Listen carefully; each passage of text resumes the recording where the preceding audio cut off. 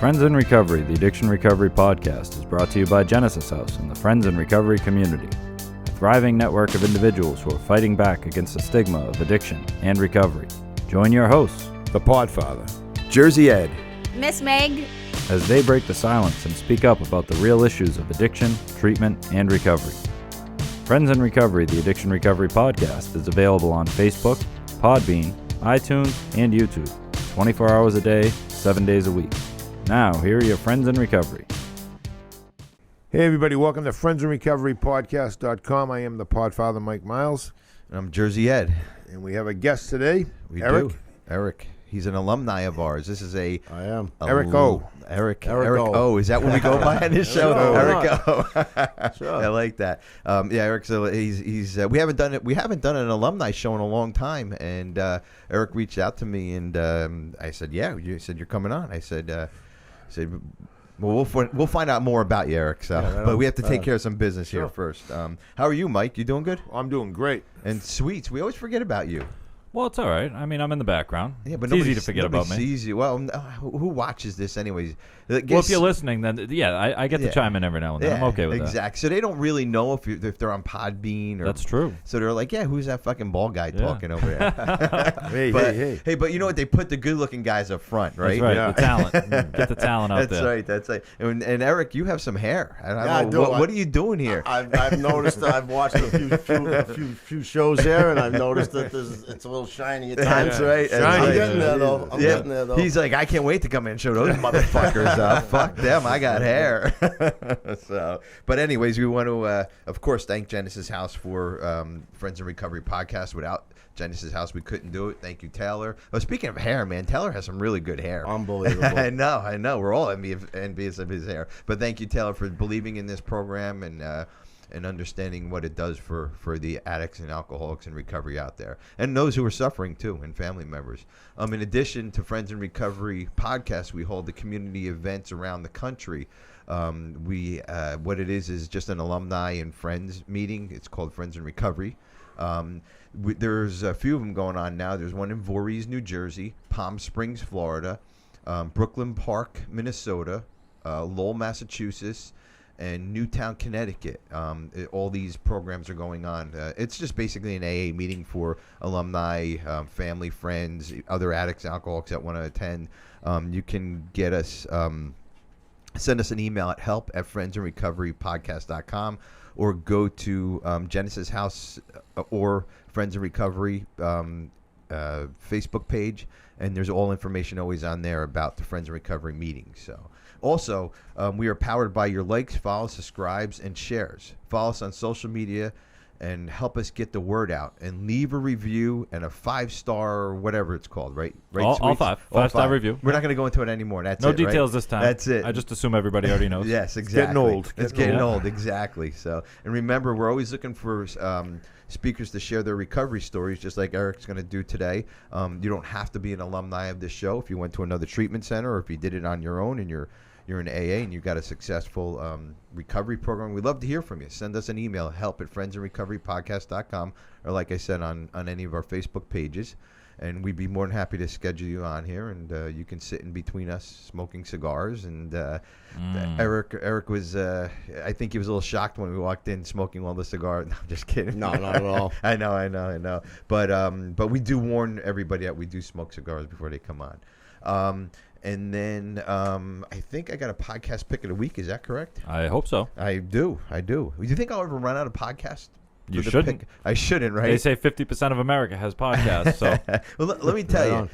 You know what? I didn't understand podcasts until until me and the Podfather, before he was dubbed the Podfather, went over to Studio 21. Yep. And I was like, I don't know how I can talk for fucking an hour or whatever it is, but I do a pretty good job at it apparently. Yeah. And but the podcasts, and this is why I give out the podcast pick of the week. Of course, Friends in Recovery is the best podcast out there. Of course. Mm-hmm. Does anybody disagree with me at this point? Oh, rivaled only by answering the call. That's right, by answering the call. That's right. But and soon to be parenting in recovery. Parenting in recovery. We'll tell you more about that. Yeah. But information in these podcasts are unbelievable. You know, we don't need a degree. We don't need. We don't have to go to college for communications. We can get the information that we have. You listen to a lot of our podcasts, right, Eric? do. And you get good information from it, right? Really good. I mean, some of it's bullshit and banter back and forth, but we do try to put out some good information. If these podcasts weren't available, I listen to all other podcasts, and that's how I get some of the topics for the shows. That's how I get some of the ideas for the shows. But we as common folks can get our word out, or whatever our passion is.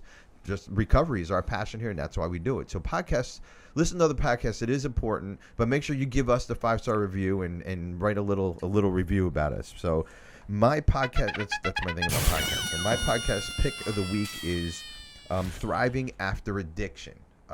Host Ian Geraghty. It's a guide to happiness, tips on how to feel better and bring joy and peace in your life after you get out of treatment or once you enter recovery. It's not a lot. I haven't been listening to it a lot. I listened to about 2 or 3 episodes, and she has some good information on what to do after recovery. She talks a lot about yoga, a lot about the healing arts and all that, which is really important. I know a lot of people get into yoga. Like we were talking on another show, I think they have sober bars now. There's a lot of sober things to do out there, and I'm sure you ran into that, Eric, and you probably see it all. I know I said this on one of our other shows, but when I got clean, it was in March, 25 years ago. First thing I asked my therapist, what the fuck do I do for New Year's? The guy's like, whoa, slow down, dude. It's not, it just turned New Year's, you know? Like, so there are other things to do besides drinking and drugging and wasting your fucking life away. Listen to podcasts. That's right. Listen to Friends in Recovery. Yeah, listen to Friends in Recovery. But anyway, so that's my podcast pick of the week, Thriving After Recovery. It's a good one, so. Back to you, Mike, in the studio. Well, I'll tell you, Ed, I'm sober today through the teachings of AA, and we are. The gift from above is what I like to say. You know, yeah. I love being sober. I really do. Yeah. I really believe that it is a gift, and it's something that can go away as quickly as it came. You know, or as long as it took to get here. I certainly hope it doesn't. Earlier, Sweets and I were talking about, drug dreams and drinking dreams, and you can be sober a long time, and I think the brain always holds on to some of the past. And my biggest fear today is losing this gift of sobriety. You know, right? And a lot of people they'd give their left arm to be able to be sober for a day. Never mind, years and decades. But I really believe that this is a gift, and happy to have it. And I think by having a podcast, we've been doing this almost 2 years now. Yeah. And over 2 years, Mike. Yeah, it's been over 2 years. Yeah, when this show goes out, it'll be over 2 years. Yeah. When you get old, you kind of lose track of time. But it's because I'm your co-host, and you love every fucking minute that you spend. Bald fuck. I do. I do. But it's been 2 years, and we're all blessed. All 4 of us sitting in this room.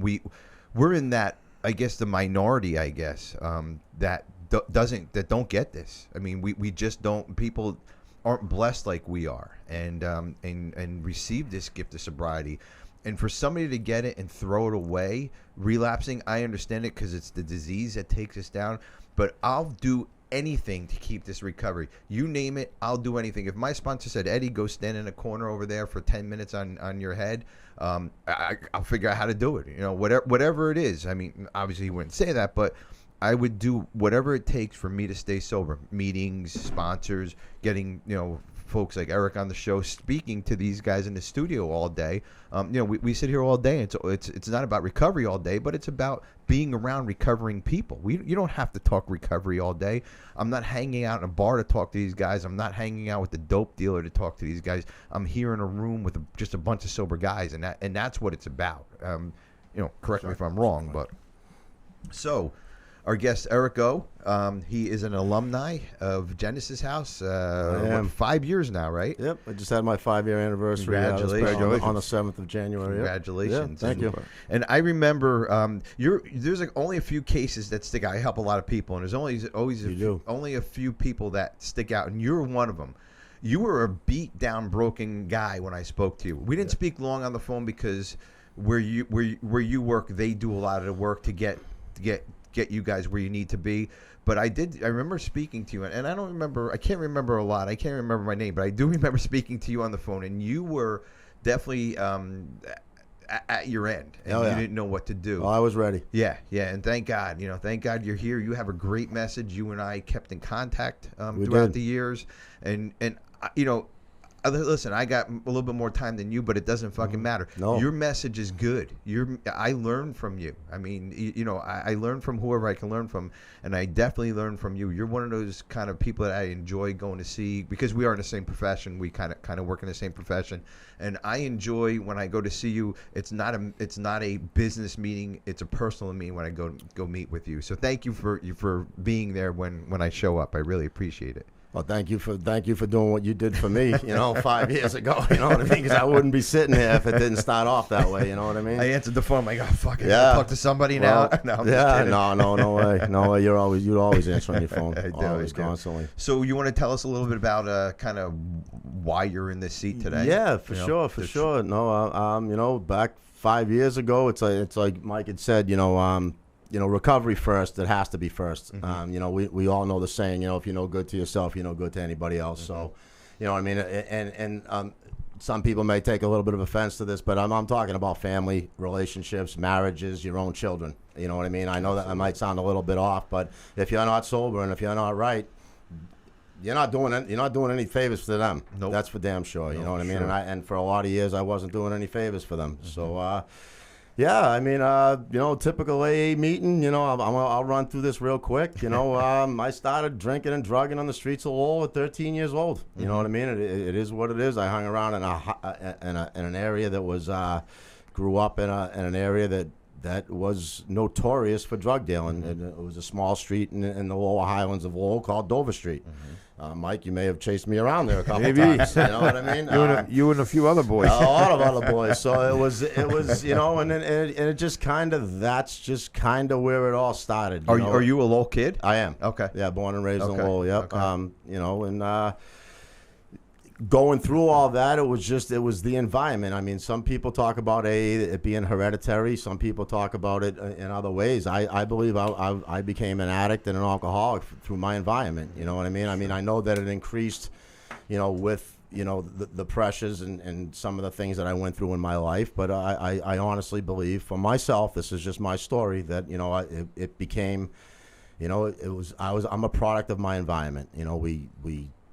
We sold a lot of drugs. We did a lot of drugs. There was a vast variety of ages. There was never a problem getting alcohol. Mm-hmm. The Packy was right down the end of the street. Sure was. That's still there. Yeah, it sure is. So there was always older kids. There was always younger kids, and there was always alcohol and drugs around. And to be honest with you, I just kind of didn't know what you didn't know. I thought it was normal. Yeah. Everybody was doing it. It was just. That's just how it was, That's how I was brought up. Yeah. My mother wasn't all that happy about me hanging around those areas, but it's just she did the best she could with what she had. Yeah. You know what I mean? And that's how it is with her. I love my mother. I have a great relationship with her. You know what I mean? Very but sure. Kind of getting back to my story, it's just I did that for a lot of years. I did it through high school, and then I did it into my 20s. I got into a profession that, that I'm still in today. I'm a correction officer. There's a lot of drinking and drugging going on in that profession in itself, and all in law enforcement, and all other, in the whole world. Yeah, other jobs too. There's Yeah. stresses through all of them. Yeah. And. To jump ahead a little bit, I have a 21-year-old daughter who's graduating, college this year. You know what I mean? Yeah, right. I'm proud of her. Now, did the kids see a difference in you? Or your daughter see a difference in you? Because I noticed my kids know that there's something different about me. I mean, they were younger, but absolutely, yeah. No question about it. Good. I was just talking to my daughter the other day about some of those things, and there was, to be quite honest with you, some of the things that she had brought up, I didn't know were bothering her as much as they were. Yeah. So 5 years into sobriety, I'm just finding out some stuff. You're finding out something. Uncovering different things under different rocks every day. Sure, absolutely. But getting to the end, like it's again, if you've been to an AA meeting, then you've heard my story. You know what I mean? It's called, a drunk-a-log. You know what I mean? I could sit there and tell you about certain things and certain aspects of my life. My dad, left. My mom and dad divorced at 6. She hooked up with some screaming alcoholic who was an absolute piece of shit to her. Abused her. Watched that growing up. And that was tough for me. I think that those times had a big impact on what I am today. You know what I mean? The way that I treat women is the complete opposite of what I grew up in, and I was always afraid that I was going to grow up because it's a learned behavior. Yeah. Everything in life is a learned behavior, and I thought I was going to grow up to beat women. And through the grace of God, it was the complete opposite. Right. I almost protect women now to a fault. You know what I mean? And that's caused some problems in my life too, mind you. You know what I mean? Because it almost seems like you're controlling, but it's really not. It's just like I don't want you walking through dark parking lots at fucking night because there's a lot of scumbags out there, and I think my profession has a lot to do with that too. Absolutely. So moving on a little bit from that. Sorry, ladies, but it is what it is. It's an honest program. That's it is an honest program. You know what I mean? So it just, things just took off. You know what I mean? It's the kind of the typical story. I broke my heel in 2005. You know what I mean? I started on the painkillers, you know what I mean? Then I started with the doctor shopping and all the bullshit. I had 3 surgeries, 2 of them I didn't need. I know that today. You know what I mean? I know my foot doesn't hurt. Sorry, Tyler. Oh, it hurt way back when. Oh, though. Yeah. Seriously, there's no bullshit. You know what I mean? I had 2 extra surgeries on my heel that I didn't need because I just wanted the drugs. Right. And then when the drugs run out, you're buying them off the streets, and then everything progresses. This is a progressive disease, right? It certainly is. Got into the opiates, alcohol, opiates. They don't mix, folks. You know what I mean? And it just got real bad, the last 18 to 24 months, as pretty much happens with most people. You lose yourself, you know what I mean? My bottom was my bottom. Everybody's bottom's different, you know what I mean? I've been to a lot of programs. I've done AWOL programs. I've learned a lot about that, you don't look at somebody differently because they, lost their job or lost their house or lost their family, you know what I mean? I didn't lose any of that stuff, you know what I mean? I lost myself, you know what I mean? I was broken. Yeah. Well, when you, listen, you can get all that back, the houses and all that. Amen. But you can't, you have to get yourself back first. I think that's so key that people don't understand. I guess in our world, in our recovery world, we have to get ourselves back. And if we don't take care of ourselves first, if we don't put ourselves first, we can't help anybody else. That's it. To the real world, that sounds very selfish. But in our world, if we don't take care of ourselves, we're gonna fuck everybody else done. Along the line. It's a wrap. Yeah, exactly. So yeah, but that's 100% understandable. Yeah, so. and people in recovery do understand that because, to be quite honest with you, I've learned that at Genesis House through the teachings of AA that you have to put your sobriety first because after that, there's gonna be nothing. No. So again, like I said, whether it's family, friends, jobs, whatever it has to be. But I got to a point where I wasn't, I thought I was, I was hiding. You know what I mean? Nobody could see what I was doing, right? You know what I mean? It's a bunch of bullshit. Everybody can see what you're doing. You know what I mean? But and some people, some close friends of mine, one in particular that I work with. I walked into a room one day with him, and there was, my employees' assistants, my stress unit guy, and 3 of my closest friends at the prison, and they did an intervention on me, and we all cried, and I got angry, and we punched some lockers, and the EAP guy, the poor guy, you know what I mean? Kevin, sorry, to this day, I love you. I know that now, but that day you weren't loved. You know what I mean? Because I didn't know you. And I was a mess. That's the disease. Not loving. The disease doesn't love any of us. It doesn't love the people who are helping. Doesn't love our families. It loves when you get drugs and alcohol and put it in your body to feed the fucking disease to be where it's at. Right. It's running the show. It doesn't give a fuck about anybody. It really doesn't. So. And from that point on, now, just truth be told, you know what I mean. I'm not an expert on the teachings of Alcoholics Anonymous, and I don't mean that by that I don't know the big book or the 12 steps, because I do, and I've done them. I may come across as a little bit like I know what I'm talking about, but I don't. I only know what I know from myself. This is me, and this is how I do my program. Because everybody does their program different. You know what I mean? You take what you need and you leave the rest. Amen. You know, there's 12 steps, but you don't have to do them in order. You know what I mean? This isn't the 12 steps of Alcoholics Anonymous saved my life. There's no question about that. Without it, there's no way I'd be sitting there right now. So, you know, I owe a lot to AA. I owe a lot to Genesis House. You know, I decided one day on my own, after not being able to look at myself in the mirror and brush my own fucking teeth. That's the hardest part, man. It's the hardest part. When you hate yourself so much that you really can't look in the mirror. You know what I mean? It's like, do you think something's going on here, dude? Do you think you got a fucking problem? Do you think it might be time?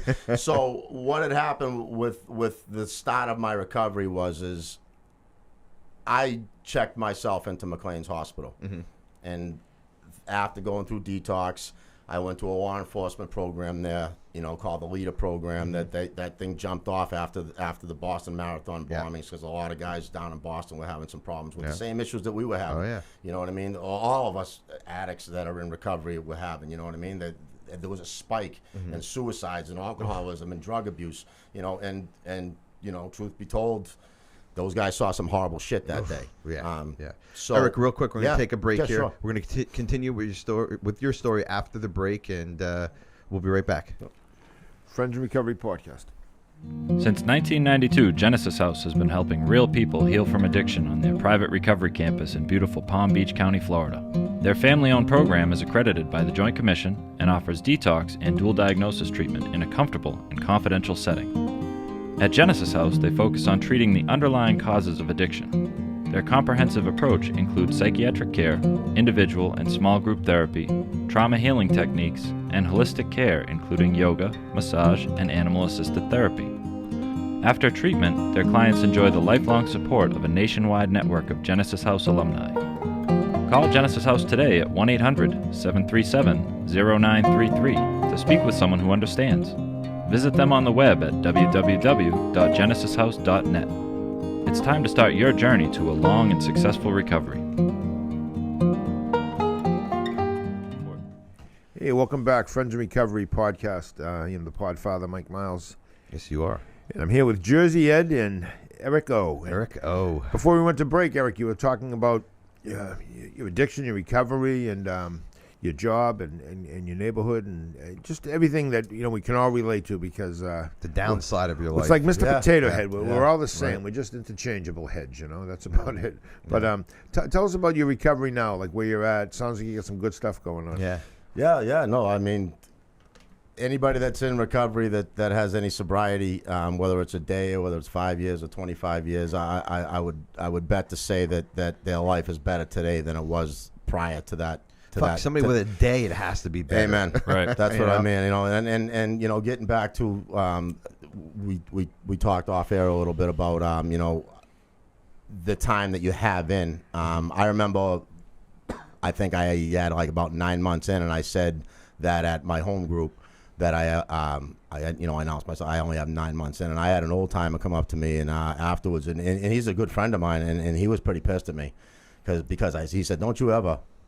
Say you only have, right. And that stuck with me, till this day. And I actually, I use that myself on some guys that, I only have this. I don't know. Well, it's quality, not quantity, right? Exactly. Amen. Amen to that. But as you 5 years, we need to hear those stories from a 9 month, from a 2 month year old, from a 6 month year old. We need to hear that because we don't need to be back there. You know what I mean? And it's important to understand that situation, what they're in, and it's not only you did a lot of hard work in 9 months. You did a lot of hard work in 5 years. I learned that from like I had mentioned earlier, McLean's, and and then I had gone to the Leader Program there, and then I knew when I was in McLean's, that the 16 days, between the program and the detox wasn't going to be enough for me. I was asking for help right from Jump Street. That I just knew that I needed more time. Yeah. And through the grace of God, my last week there, my counselor had said to me, "How do you feel about going to to a rehabilitation facility. And I said, I'm in. And it happened to be, your place. It happened to be Genesis House. And I went down there for, 34, 35 days. And it completely changed my life. You know what I mean? Since, I tell this story, and it's about the spiritual awakenings, that are promised in the miracles that the big book promises, and what you hear a lot in AA, and for a couple of years I was chasing that spiritual awakening, and I was like, I don't need thunderbolts and I don't need lightning, I just give me something, and I realized that afterwards, it was probably about 3 years into my sobriety, that the day that I woke up in McLean's in detox was my spiritual awakening. An individual counselor there who actually runs the leader program now, his name's Matt, walked into my room, shut the door, and he looked at me, and forgive me if I get a little emotional about this because it was a very emotional time, and I realized that now that was it. And he just looked at me and he said, are you spiritual? And I'm always putting, religion, with the church and the building and all this other stuff together because I don't know what I don't know, you know what I mean? And I said, I believe in God and Jesus Christ. And we had this talk, and he started to talk to me. And it's kind of weird because the dude kind of looks like Jesus. You know what I mean? Yeah, he does. You know what I mean? He just like, here with the beard and everything. I'm like, Jesus. And I'm still in Mocus, you know what I mean? So I'm like, what the fuck? It's just like, like if I say no, is he going to just like, see you later, get out of here. There's a sign right there. Yeah, right on, right? So anyways, I proceeded to cry like a baby for like an hour, and I couldn't control it. You know what I mean? And from that day, from that guy walking in and asking me that question, this might sound crazy, I haven't had the urge to drink a drug from that day on. Amen. And I am completely blessed by that. And I hold on to that so tightly. And I mean, this is me. This is just me saying my story. That when I think about putting alcohol into my body, I physically get sick. Oh, yeah. That's God. Yep. I'm not it. I'm not, super spiritual. I believe what I believe, and I know that I'm here because there's a power greater than myself. You know what I mean? And we all know that from AA. That's a fact. It just, I'm not doing this on my own. Nope. You know what I mean? And, we're not steering the ship. We're just a passenger aboard. That's it. Yep. That's it. And I went down to Genesis House. I had a great experience down there. Taylor, we've talked about him and his hair. You know what I mean? They got the kid. Has great hair. The kid is top notch. He's such a nice guy. To the point that I was actually talking about moving down there, and he said, "How's this?" He says, "You get a year sobriety." He says, "Come back to me." He says, "Maybe I can find something for you here." You know what I mean? The place is incredible. I mean, I can't thank you enough for hooking me up down there. It was great. In the last 5 years, this might sound a little off the cuff too, but I had a high school sweetheart. We got married. I was with her for 30 years, married for 22. I have a 21-year-old beautiful daughter who's graduating from college this year. And 2.5 years into my sobriety, we got divorced, and I initiated it. And it happens. I mean, I still love her dearly, and she loves me dearly, and as a matter of fact, I spoke to her on the way over here. Good. We just couldn't put the same key in the same door anymore. It happens. That's What I mean? It is okay. But that's about being mature and growing up in recovery and not keeping hostages anymore. Right. And that's what we're taught in this program. Right. I was divorced twice in recovery, so not going for a third time. I did not know that. Twice. And that's again. I mean, I have my feelings about it. You know what I mean? It's like, I feel a little bit guilty because she put up with a lot of shit through over the years. You know what I mean? And this should have been her time. You know what I mean? With me being the way that I am today. You know what I mean? Because there's no question in my mind that I'm a better person than I am today than I was 5 years, 2 days ago. There's no question about that. The life that I lead now, people tried to get me into recovery prior to that. My uncle's in AA. He's been sober for a long time. You know what I mean? And I used to say to him, excuse my fucking French, but let's get real. I'm like, what am I supposed to do? Build fucking birdhouses all day? You know what I mean? That's what they do at Genesis House. It's ridiculous. How many birdhouses did you build down there? None. That's right. You know what I mean? You know what I mean? I built a strong foundation of recovery, and I took that with me when I left there, and I just built on it. You know what I mean? Truth be told, I don't have enough time in the day to build a birdhouse now. Never mind trying to find time. You know what I mean? I'm thinking in my head because I'm gonzo. I'm trying to figure out how I'm going to fill my day, and it's just it's amazing. It's a blessing. It is a blessing. So It is a blessing. You know what I mean? And people that think that they can't go out and have a good time without alcohol or drugs, I'm here to tell you that you can, because I have a blast. Oh, yeah. You know what I mean? Life is so much better now, right? I mean, how much better is life now? I mean, it's amazing. All of us can attest to that. We still have our ups and downs. Like I said, I got divorced. There's a lot of shit that happened in recovery that I would have went and drank over years ago, but I can cope with it, and those problems are gone now. It's if whatever those problems, like my divorce, would have been festering 20 years later. You know what I mean? If I was still using, I would have. You know, it would. It's insane. You know, you let it go, you move through it, and you take on the next problem, and you enjoy the short bursts in between of life that you can enjoy. Right. You know, life's all about ebbs and flows. You know what I mean? The ups and downs. You know. I look at the difference between where'd that come from? Whose voice is that? Yeah, the difference between like sobriety and recovery. Like I used to go to meetings and they would talk about, you know, you're going to get all these things back in sobriety. I didn't get anything back in sobriety, but I did get it back in recovery. Mm-hmm. In sobriety, I got more pain. In sobriety, I got what life has to throw at me, and I didn't have any tools to deal with it. You know, that was my issue. Yeah. And so whenever I would get sober, I would go out and expect all these amazing things that we're talking about today. Like I'm like, all right, I'm sober now, so give me the stuff, you know, like where's the good shit? Yeah. And I've been clean 3 days, but the promises aren't happening. It's been a week. I haven't won the lottery. No, I haven't met my wife. Nothing. I didn't get a fucking car, and so you know there was no. Oh, I got a car from AA. Did you? You didn't get one? No, I got a chip. I got a fucking chip. I'm just kidding. Those chips are valuable. I know. Way valuable more than a car. But like I had this expectation because I feel like people brought it to me. They're like, you know, in sobriety, you're going to get this. And when I learned the difference between sobriety and recovery, then I learned that recovery is where all that stuff comes into play. Yeah. It's the road to recovery where you get your life back. Yeah. It's that road to recovery where, you know, you get the ability to make a decision of, you know what, this marriage isn't right for me. You know what I mean? I'm going to make a decision that's good for you and for me as a person. Yeah. Like you talked earlier about, you know, your different approach to women. And I had the same thing. Not like I was nervous that I would repeat past mistakes, but that prior to getting well, I didn't have the ability to empathize or respect relationships. You know, what I brought to the table, and that I had a responsibility in that relationship for how I made someone feel or whether I let them get attached and stuff. Revolutionary thinking, by the way. And, you know, so in recovery is where all that came into play. Yeah. And that to me was the difference, that in recovery you get all those pieces back in your life. Well, you know, you get just relief when you're in recovery. Relief of yourself. Another relief gift. That if I got nothing in recovery, just the relief of me being who I am and me knowing who I am, that was good enough for me. Right. That's all I wanted. But I got all these other precious gifts. You know, Eric, you were just talking about your daughter. I have 5 kids, and I know everything about, not everything, but I know my kids now. You know, I didn't know I was going to get that in recovery. I have a beautiful wife now. I have a wonderful family. I understand. I understand that. I didn't ask for any of that. I wanted just to be sober. But that's not what God had planned for me. And any of us in this room, I didn't know I was going to meet a corrections officer, sit in Beverly, Massachusetts, and talk about fucking recovery 25 years. I had no clue that was going to happen. Right? You know? I knew. Oh, you did? I figured you knew I've that. been waiting for you. I know. I'm glad we met. Yeah.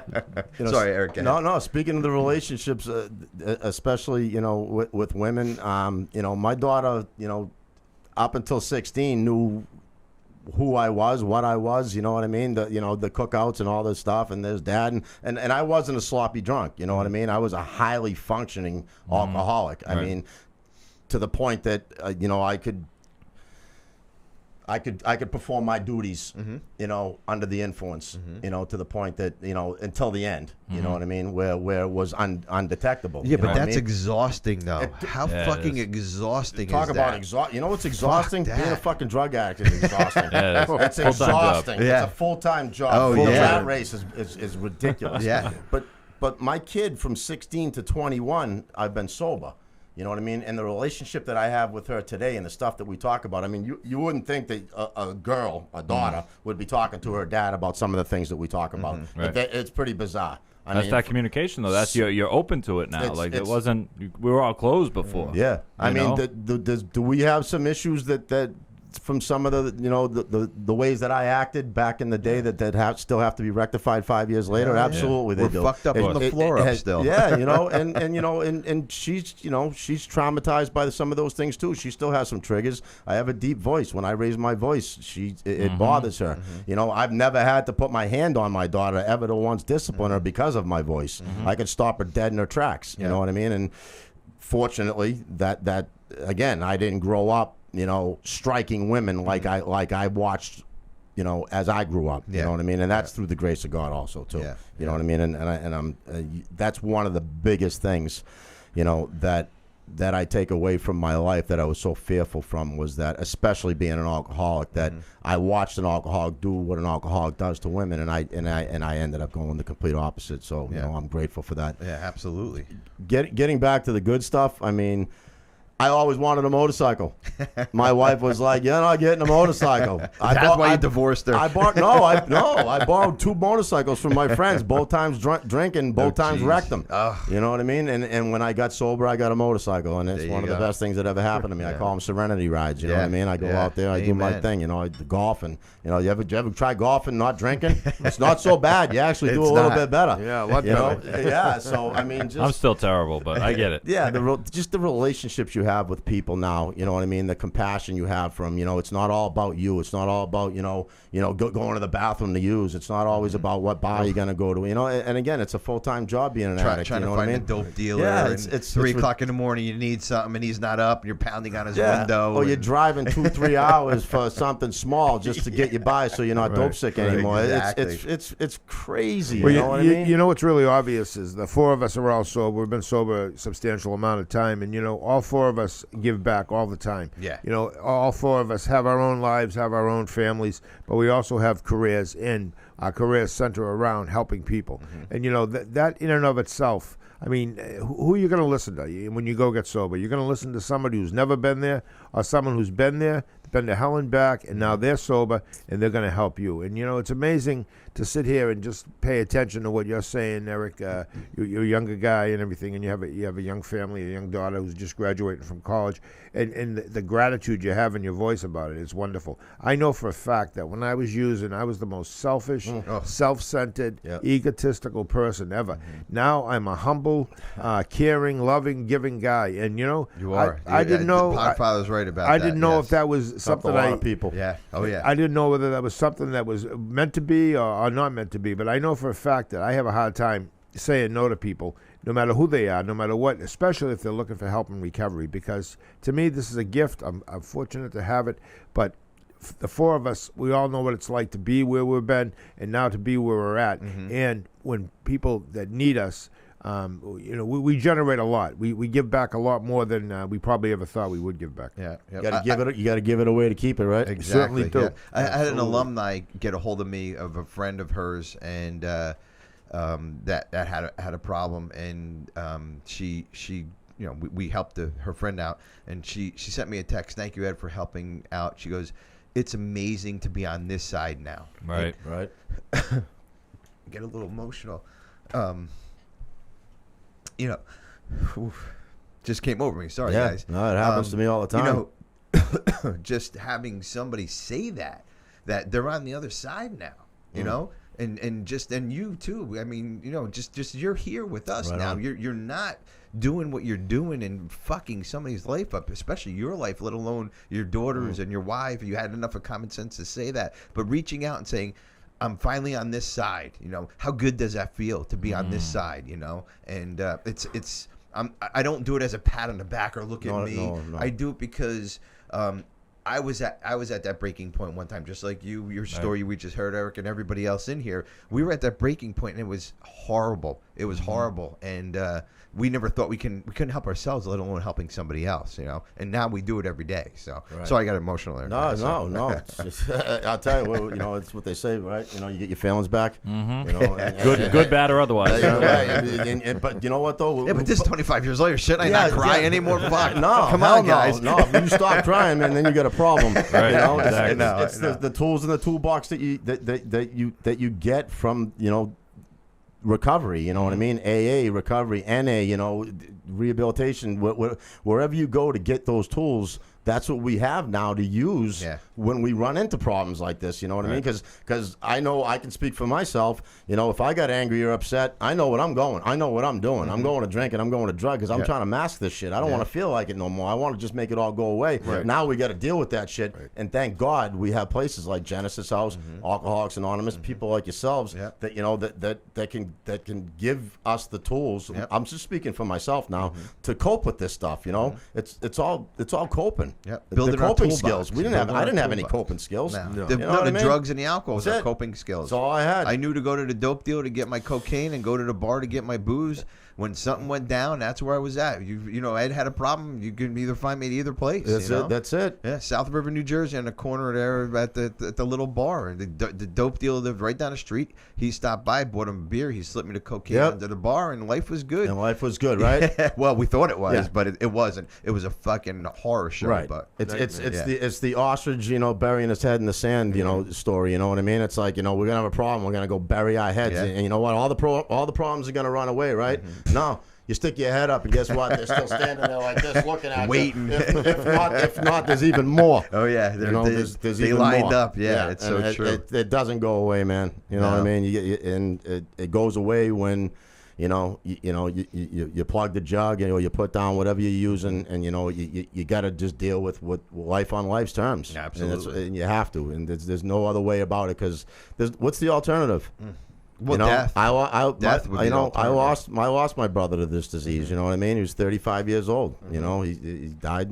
Shooting heroin, fentanyl. You know, it's tough. That is the other. It's my baby brother, my only brother. It sucks. That's it. Jail's, institution, and death. Yeah, that's the only thing you're going to get out of and living a miserable life. I mean, who wants to live a miserable life, man? Nobody does. And we did that. We're blessed with two lives: the miserable, fucked up life that we lived all those years ago, and now, now we have this wonderful life.